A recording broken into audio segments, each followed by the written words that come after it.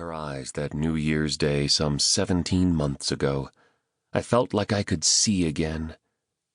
The fog lifted off my soul, and for the first time since our son had died and she had gone to sleep, some 4 months, 16 days, 18 hours, and 19 minutes earlier, I took a breath deep enough to fill both my lungs. I knelt and placed her hand in mine, and the tears and tremors I'd been holding back bubbled up and out. In truth, I cried like a baby. She did too. A long time passed, but neither of us spoke. At least not with words. Besides, just what would I say? Where would I begin? Finally she managed a hoarse whisper. "Missed you." It took me a second. "Me too." She swallowed and tilted her head. "How long?" I shrugged and swallowed hard again, wanting to break it to her gently. "Couple of months." She patted the bed, then shook her head, the tears spilling down the lines of her nose. "I knew when you were here. Each time I tried to wake up, but—" She ran her fingers across the scar on my arm. A puzzled look appeared on her face, and she started to speak again. I stopped her. "Shh." I placed my finger to her lips, and she reached for me.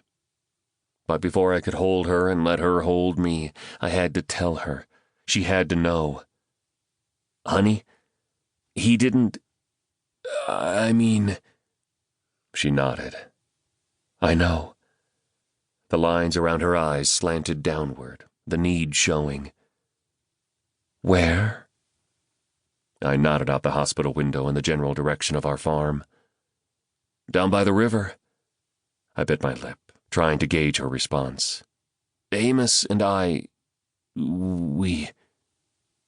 She reached again, and this time I let her pull me toward her, her breath washing my face, her eyes searching mine.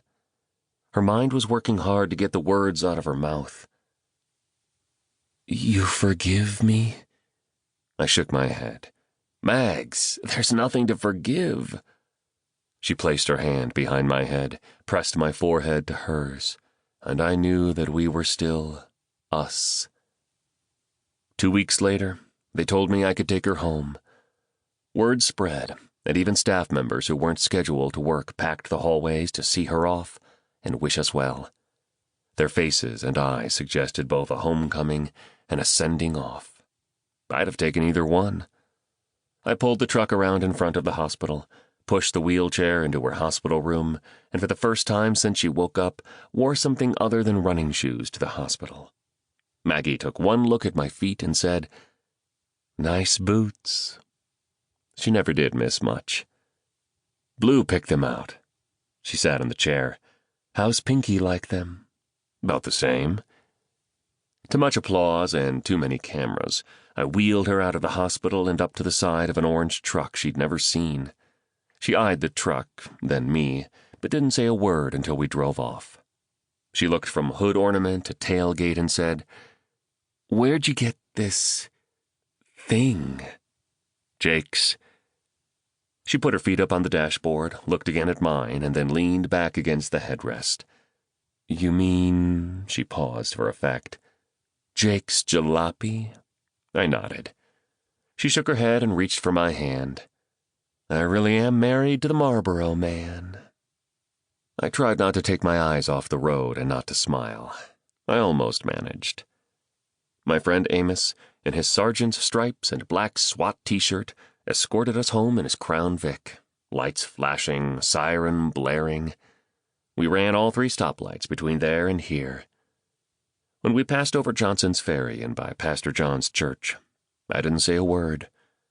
Mags and I had a lot of talking to do, but neither of these was the place to begin. We came into the drive and I circled the house around back. Maggie put her hand on mine and nodded toward the big oak down at the river. "That'd be a good place to start." I parked the truck in the shade and helped her out, and she stood next to the grave, propped between me on one side and her cane on the other.